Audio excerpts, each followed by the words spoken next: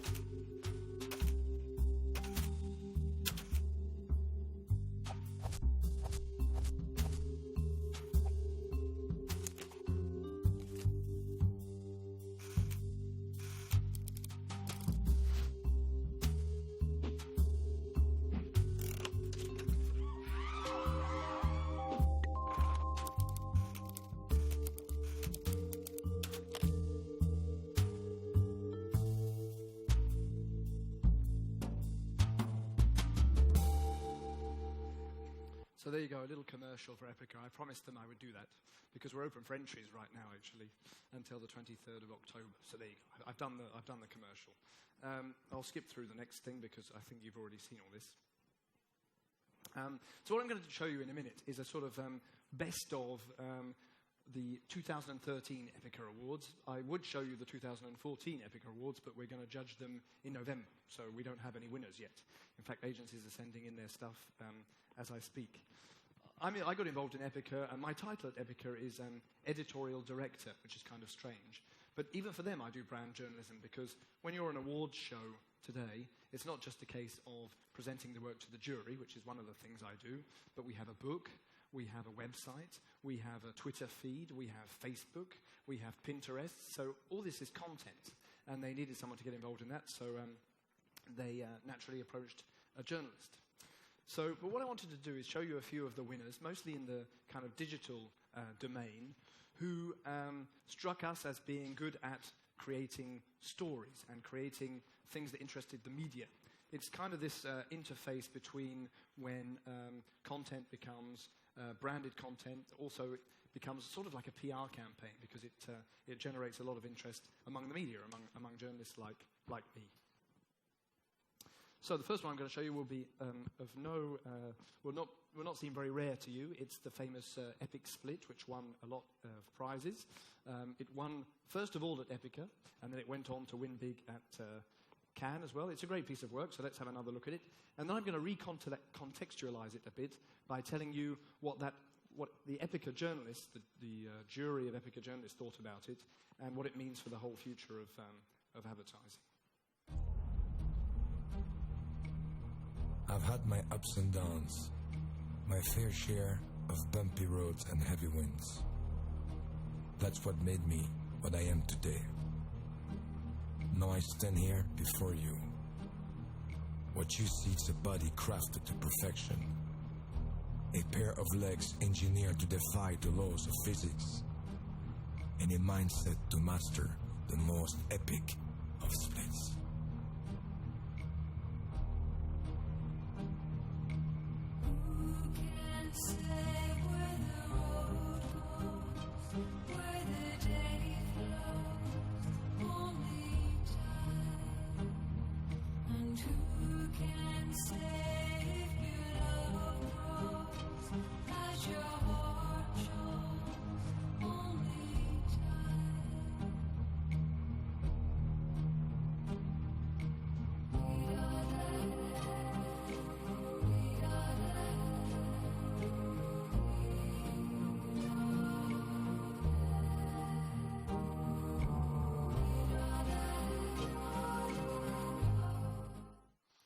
Okay, so that's Jean-Claude doing his Epic Split, which I'm sure many of you have seen before. And when we first saw that on the Epica jury, in fact, the story was that my wife saw it on YouTube just after it came out, and she said, "Mark, you've got to get this for Epica. This thing is amazing." I think it was because she liked Jean-Claude, really. But anyway, we rang the agency and we said, "You have to enter this stuff." And of course, the first thing that people ask, well, there are several questions that immediately come to light when we were looking at this. The first question the journalists asked are, did it really happen? And the answer is that it did, actually. I mean, this is real. It was they did lots of rehearsals, but it was filmed. The actual ad that you see before you was filmed in one take, and they had to get it exactly right because they wanted the dawn to be coming up when the truck was reversing. So they filmed it in one take at a particular precise moment of the day, and they only had one particular shot at it, and obviously it worked and created this very beautiful kind of dawn-like effect. The other quote was quite interesting when I spoke to Andreas Nielsen, who's the director. He said that, in fact, Jean-Claude is standing on a couple of platforms, so you have the mirrors with a couple of platforms for his feet, so he's standing there, and he's got a harness, which you can't really see in the film. And Nielsen said, we had him rigged off, so that if it rigged up so that if he fell off, he wouldn't die. Obviously, we didn't want to kill the muscles from Brussels, which was good.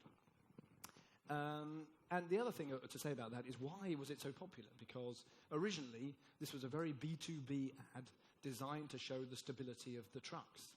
Apparently, the backstory is that when Andreas Nielsen and his team were doing some interviews to find out how they could promote the stability of these trucks, they interviewed a lot of the drivers.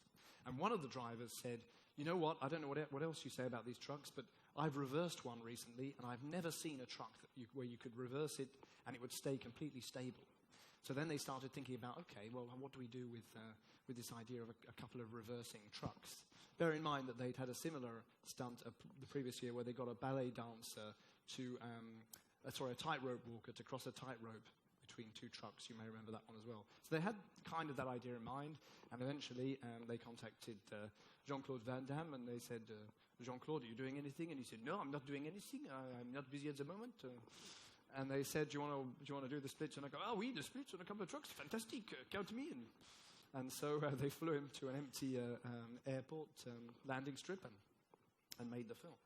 But the reason the film is so popular is because, I mean, it's a very beautiful film. It speaks to everybody because it's obviously a fantastic piece of entertainment. It's true branded content. It delivers more than just the message. It kind of delivers something well beyond what it was intended to deliver. And also for Volvo, it delivers a message not just about this particular model of truck, which was the original idea, but about Volvo as a brand. Because as you know, throughout its history, the brand identity of Volvo has been about safety and reliability. And this spot, although it's promoting a particular brand of truck, it has a sort of halo effect on the whole of the Volvo brand. And so the challenge now is for you guys, and for every agency out there, is to make viral films that are so entertaining and spectacular that even if the audience isn't interested in the product, they still start to share it, thus promoting your brand worldwide. Big challenge.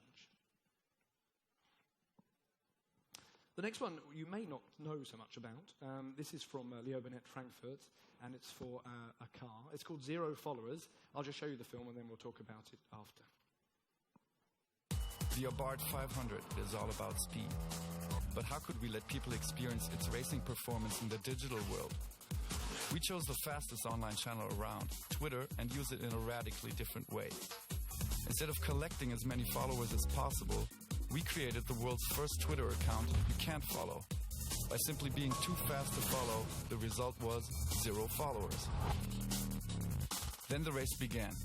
Everybody who tried to follow was mercilessly left in the dust and received a direct message inviting them for a thrilling test drive on a real racetrack. Intended for the German market, our Twitter stunt traveled the world within a few days. Thousands of people hit the follow button and tweeted excitedly about their experience.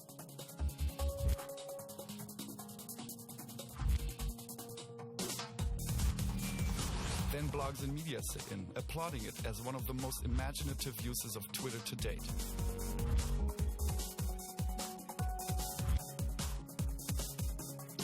The results were beyond expectations. Even now, when you log into Twitter, you might still smell burned rubber from the Abarth 500.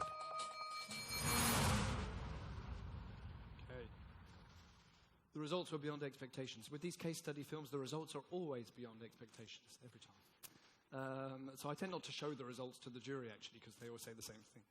But there were several interesting things about this. So by the time this campaign came along, the jury had been sitting there for quite a while, and we'd seen a lot of campaigns that involved Facebook and Twitter. And the gag is pretty much always the same. You create a piece of content that you expect people to share, and you basically count the numbers of likes. One of my problems with the digital world is that often it's too much about counting and not enough about analysis. You know, it's about how many likes you have. What does that mean anyway? I mean, you know, who are the people liking you? Plus you can buy likes as well, so it means absolutely nothing. So we were kind of getting a bit bored of all those kind of campaigns. And here came something that totally did the opposite. It wasn't a social media campaign. It was an anti-social media campaign.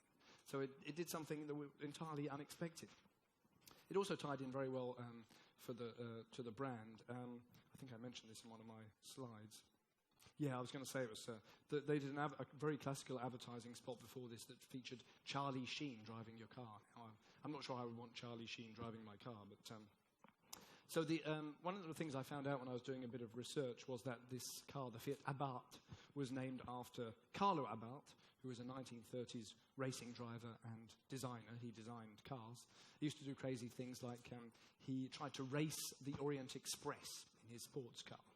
And he was born under the sign of Scorpio, so his logo was a scorpion. So kind of a macho guy. So the car has a sort of macho image, which was quite well reflected within this campaign. You know, you can't follow us. A bit provocative and very much within the dynamics of the brand. The linking feature with this and a lot of the campaigns you're going to see today is that the idea is bigger than just the campaign itself. A lot of these campaigns seem to be designed to capture the attention of the media, to capture the imagination of the media, so that they deliver far more bang for their buck. So it's not just about creating a campaign that's going to appeal to your target audience. It's also about creating a campaign that's going to make headlines. And creative directors have said that to me. I've had a creative director say to me, when I brief a team, I often say to them, create an idea that's going to be news, that's going to create headlines. And so that's quite a big challenge. It's not just about pleasing your client. It's about pleasing everybody. It's about pleasing the public and about pleasing the media, so the media diffuse your idea much further than just your local market. Okay, here's another one. This is a civil rights campaign, so a good causes campaign. And this has interesting implications for the media as well. Let's have a look. A human rights defender is a person willing to put their life on the line for the sake of human rights, the very rights most of us take for granted. Today, the number of kidnappings, assaults, and murders of human rights defenders are constantly on the rise. Without knowing exactly when and where attacks take place, immediate help is impossible. There is no lifeline. Civil rights defenders in Sweden decided to change the situation. In April 2013, they launched the Natalia Project, the first assault alarm system for human rights defenders powered by social media. The assault alarm bracelet contains GSM and GPRS technology. Activating the bracelet triggers a silent alarm. The alarm is also triggered if the bracelet is removed by force. The alarm will instantly reach everyone within the Natalia network, providing the name of the victim, exact location, and time of the attack. The victim's chances of receiving immediate local emergency help has now dramatically improved. The alarm is also made immediately known to the world through social media channels, thus breaking the silence of oppressive regimes. The Natalia Project can't prevent the attacks, but it can make sure we're instantly informed when those at risk most need our help. On April the 4th, the Natalia Project was introduced to international human rights defenders in Stockholm. Within days of the launch, posts, tweets, blogs and news desks all over the world engaged in reporting about the Natalia Project, reaching 1 billion plus in leading earned media. As of today, 14 brave men and women have been equipped with and trained in using the bracelet. Civil rights defenders aim to protect the 500 leading human rights defenders in the most dangerous regions of the world, ultimately redefining the protection of human rights defenders through innovation. There you go. And the results were, of course, beyond expectations. At the center of this thing is a gadget, right? But when you look into what the gadget is all about, it's by no means the end of the story. Because, as you saw in the little film, 14 human rights campaigners were given this bracelet. And I rang them up and asked them how many were going to have the bracelet by the end of the year, and it's something like 500. Now, I don't know how many human rights campaigners there are in the world, but I'm pretty sure it's more than 500. Also, some of them are working in areas like the Congo, for example, where the infrastructure in terms of communications is quite bad. So it's not even certain that the bracelet will actually work. Sorry.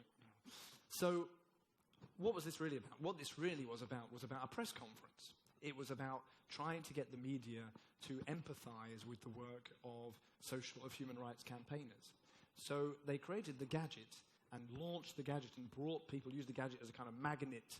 But actually what they really wanted to do was talk about the work of the human rights campaigners. The gadget was just, you may have heard this expression that Alfred Hitchcock uses, which is called a MacGuffin.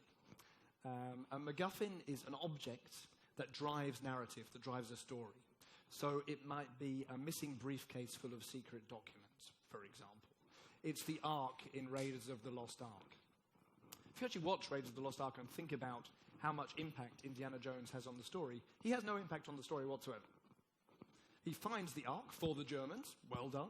They immediately take the Ark and go and open it, and everybody gets killed, which would have happened anyway, even if Indiana Jones had not got involved. But what the Ark is, it's a MacGuffin. It drives the story. It's the reason that he has to go on his quest. It's the reason the character exists. And so I found that quite a lot of campaigns these days are about creating a MacGuffin, a gadget that has wider implications, that interest the media so that you can tell a different story. It's kind of an asymmetrical way of spreading a message. So I thought that was quite interesting. Here's another one. This is from my hometown. I'm English, but I'm lucky enough to live in Paris. Although, by the way, I was wandering around Milan yesterday evening, and I find this to be a fantastic city. You're all a bit too well dressed for me. I felt a bit scruffy, I was like, shit, can I put a tie on? But anyway, I live in Paris, and this is a very Parisian campaign, but very interesting from a branding and brand content point of view. So let's have a look. Converse has always been among the brands most committed to rock music and culture. In September 2013, we got together with a notorious sneaker brand and came up with a unique, innovative and social digital experience to engage with the authentic hardcore music fans. Get Loud Paris. 5 bands, 5 out-of-the-ordinary gigs in unusual spots around the French capital. For the chance to come along to one of these ultra-exclusive gigs, nothing is easier. You just have to roam the streets of Paris in Google Maps. The closer you get to the band's concert venue, the louder their song will play.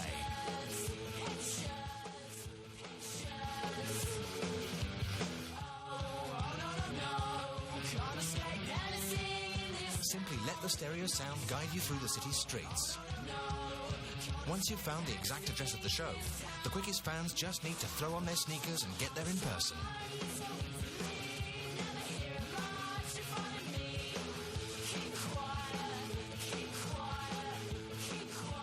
Others were able to live an even more unique experience with their mobile phones and through geolocation be guided by the stereo sound across the capital streets.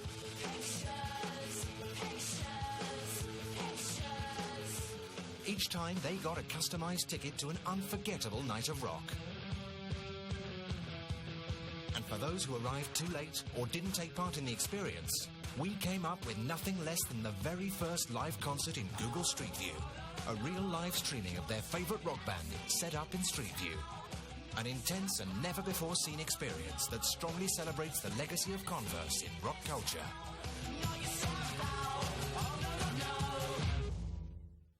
Very good.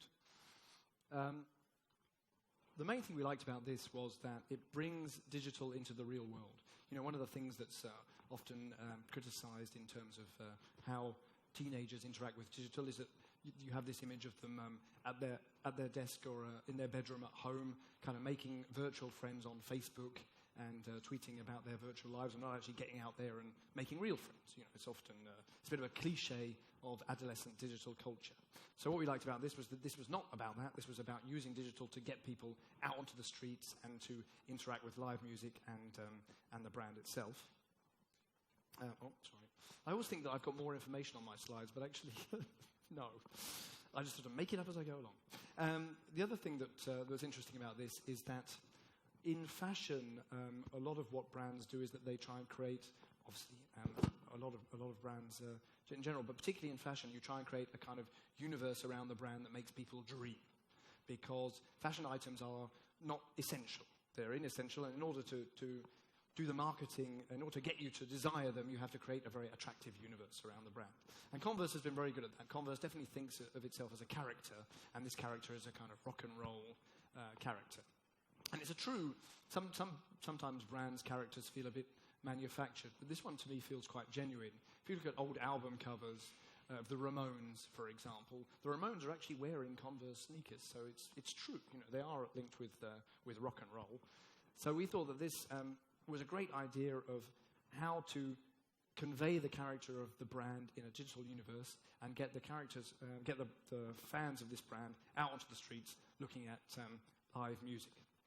Now, this took place in Paris, and I must say it must have been aimed at a very niche market of trendy hipsters, because until I saw this entry, I'd heard absolutely nothing about it. But maybe it's just because I'm too old and wear shoes instead of Converse. In fact, the Converse slogan at the moment is shoes turn it down, sneakers turn it up. And the whole idea is basically you're boring if you wear shoes and you're cool and rock and roll if you wear sneakers, which may be true. Okay, now you've probably seen this one, Small World Machines. We'll look at the film. It did very well in Cannes, but I have some problems with it, which I'll talk to you about afterwards. Coke is a brand where we are always trying to provoke more happiness in the world and do that in ways that are tangible and authentic. The idea of doing that for two groups of people who have been divided for 5 decades presents to us a challenge and an opportunity that's almost too big to not try to make happen. If great stories were easy to tell, everyone would be telling them. What's been the hardest part of this project?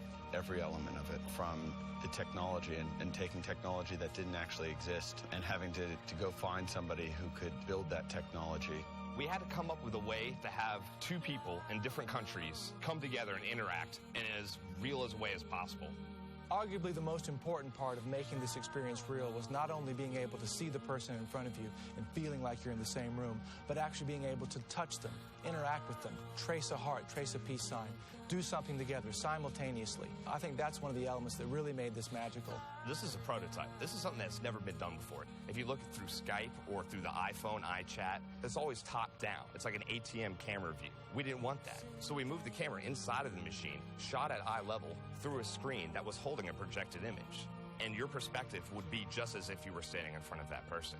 One of the main challenges was, how do we see through a wall? How do we film someone through their own image? Everyone said, oh, that's impossible. But we knew there was a way, and the way we thought to do that was 3D. We basically have an HD webcam and a pair of modified active shutter 3D glasses that go over the webcam. So it allows you to shoot straight through the screen as if it wasn't there. And we needed a screen that was transparent enough to see through, but opaque enough to hold the image. All of our initial tests, the different screens that we were using, worked. They produced an image, but it was either clear, so it revealed the components inside, or the image was not bright enough. So this screen, it was a major breakthrough for us because it really made you feel like you were interacting with someone else. When you're doing an experience like this, where people have to connect, you need a certain amount of bandwidth. Now, going to India or Pakistan, that's not only not guaranteed, it's almost impossible to obtain. So we had to compress the video in a way that it wouldn't affect the user experience. One of the challenges was to make an interface that didn't intimidate people and make an experience that was inviting, making sure that the person in front of the machine knows what to do when they get up to it, and that it's just a natural, seamless experience. Not only do we have to overcome barriers on the technology side, we had to overcome barriers on the location side. So cell phones not working, rolling blackouts happening. And big protests that are happening. And then between the two countries, there's been violations of a ceasefire. Adds another sort of interesting level to how careful we have to be in our preparation for this. I think the future of where this technology could go is really exciting. Bringing people together through happiness is probably one of the most positive messages that you can put out there. And again, the technology was just the vehicle that made that magical experience happen.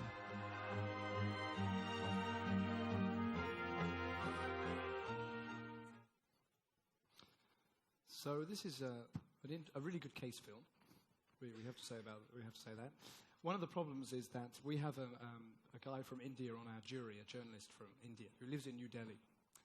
And when we were showing this film to him, he started laughing. And afterwards, I said, I'm kind of head of the jury, so I said, what's the problem? Why are you laughing? This is great, I'm almost crying here. And he said, well, actually, I remember when this machine was put up in the mall in New Delhi. It was there for about a week, and people found it funny. But he said, the thing is, if you want to go to Pakistan, you just get on a train. He said, I go every week. I've got friends in Pakistan. There's no problem with going from New Delhi to Pakistan. You don't need a Coke machine to interact with people. You just go there. So for him, it was a bit cynical, and it was created by an agency in Australia. But I think the real story here is, or the real background to this campaign is what the woman said at the beginning. If it was easy to tell great stories, everybody would be telling them. So really, the machine is a way of telling the story. It's another MacGuffin, in fact. They created a machine, and they held this event, a one-off event, which lasted about a week, in order to create a great film, which then became a story that they could diffuse worldwide. So I've noticed that more and more advertising is about that, in fact. It's about creating a stunt which is actually a story which you then spread across the world's media. And that's what actually the purpose of the thing is. And of course, it tells a nice story about Coca-Cola spreading happiness.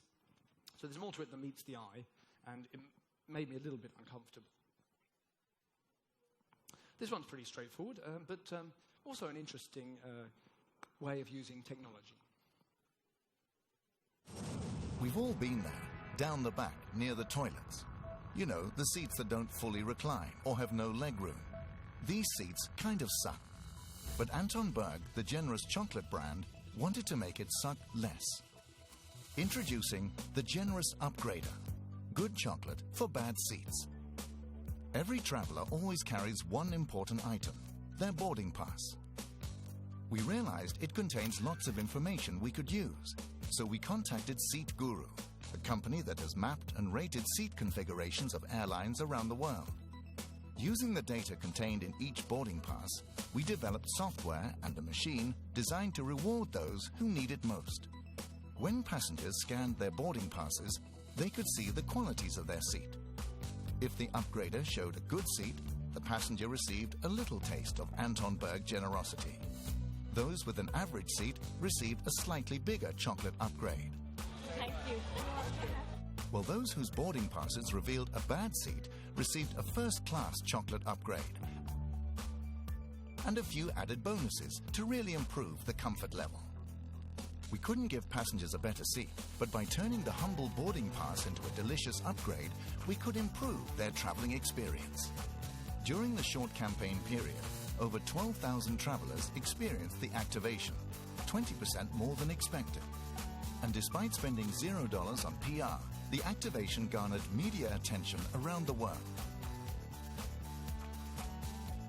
It was so successful, it's now travelling to Oslo, Stockholm and other major airports, giving suffering travellers much-needed compensation in the form of a chocolate upgrade.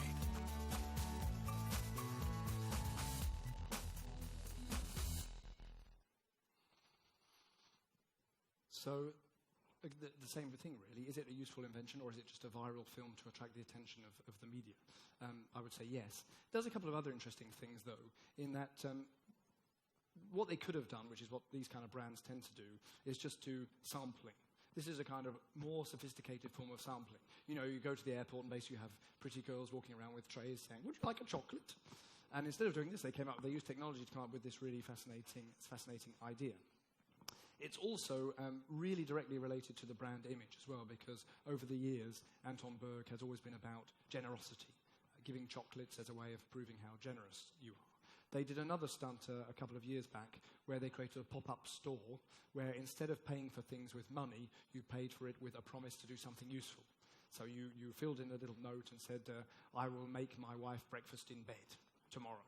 And then you gave the little note to the guy behind the counter and he gave you some chocolates.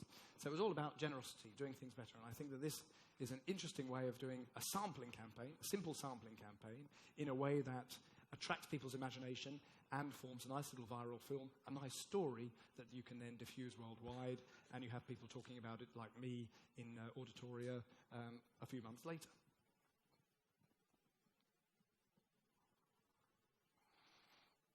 Okay, I think this is my last presentation for today. This was our interactive Grand Prix. And I'll show you the film and then I can tell you what we liked so much about it.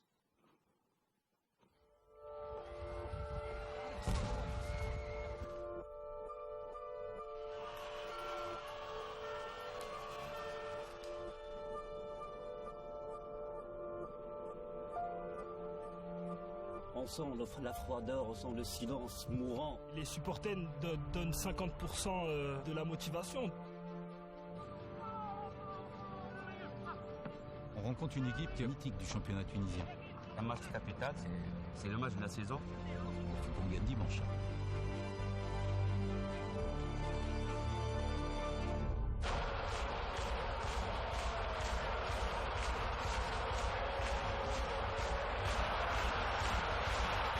نسمع في الآلاف من الجماهير رغم أن المدارج فارغة. البادئة الطيبة اللي كانوا قاموا بها الناس متواجدين في ملعب شادي الجويتر، الجمهور عدد 12. سيد خاص بجماهير حمام الأنف نجموا يتفاعلوا مع المباراة يشجعوا من ديارهم.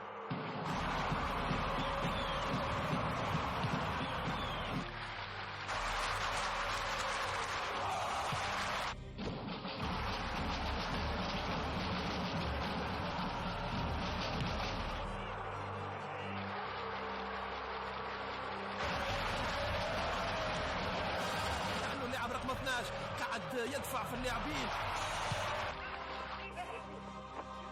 الشعباني على اليمين، كرة عرضية لحسن الحرباوي، الحرباوي يسدد والهدف الأول.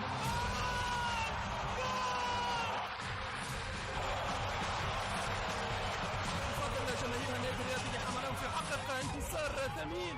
C'était magnifique pour moi et c'est une ambiance extraordinaire. Pour mes supporters, je suis fier d'eux, je sais qu'ils me supportent, il y en a beaucoup, moi je suis fier. Eux, ils peuvent être fiers de nous, non?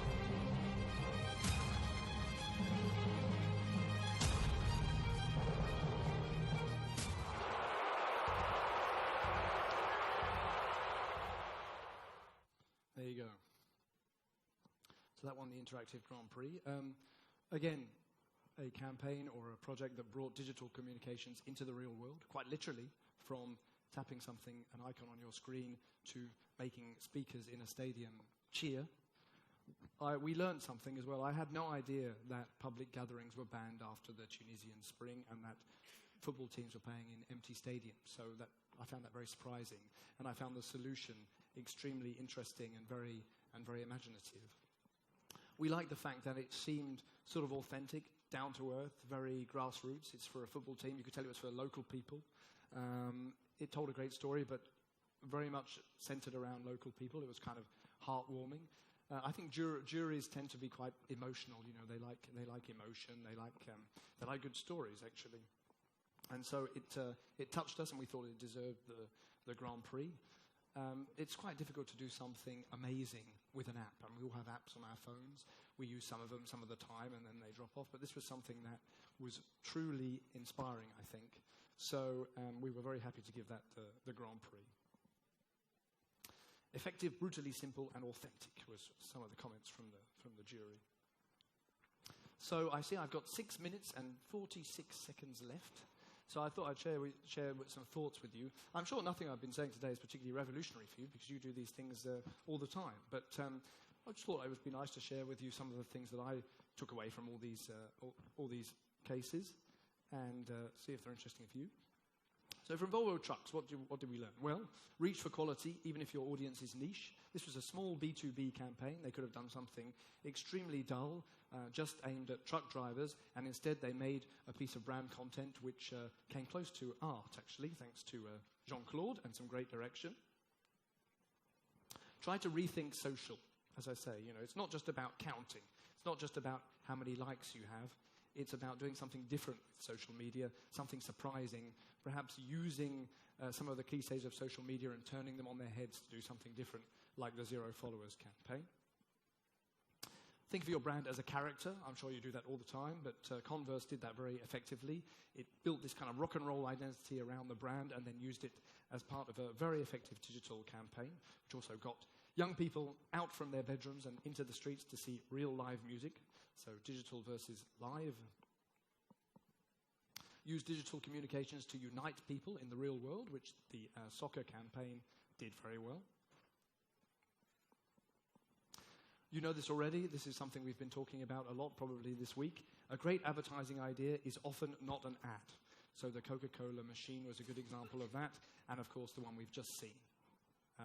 It seems to me more and more that the operations, the projects that win awards at Cannes and other shows like ours are not actually straightforward advertising campaigns. There's something more than that. They're often inventions. You know, it seems to me that agencies are becoming more like almost like research and development laboratories rather than just advertising agencies, which is kind of strange. You're creating gadgets, you're inventing technology, but you're using that technology to tell stories, which is the most important thing. Use digital to turn conventional marketing moments into magical ones. Anton Berg. Could have been a boring sampling campaign. Instead, it was about giving you chocolate to make you feel better because you had a bad seat. Frankly, I would have preferred a decent seat, but, you know. And I think that consumers, I think that the thing about an advertising jury, particularly our jury, who are, in a way, members of the public, but members of the public with a specialist interest, are interested in emotion. They like an ad that provokes them and provokes a certain emotion within them. And I think consumers are just like that as well. So I just wanted, before I go, I just wanted to add one more thing.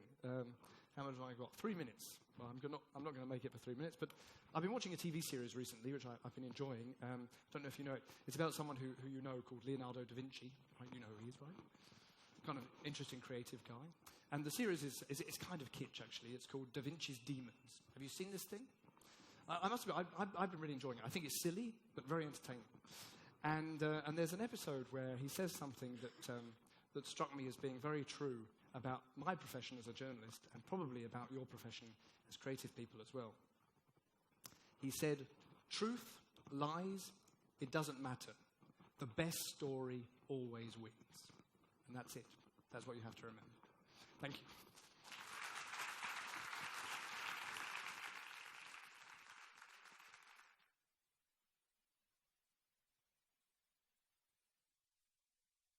Anybody has any questions, by the way? I've got 2 minutes. No? Well, thanks for coming out on a Saturday. I'm impressed, actually. I didn't want to come out. I wanted to stay in bed in my hotel, but I had to come. You didn't have to come, so thank you very much for that. I will leave you in peace now, and well, if you have any questions for me, I'm going to be hanging around for the rest of the afternoon, so I'd be happy to chat to you. Bye.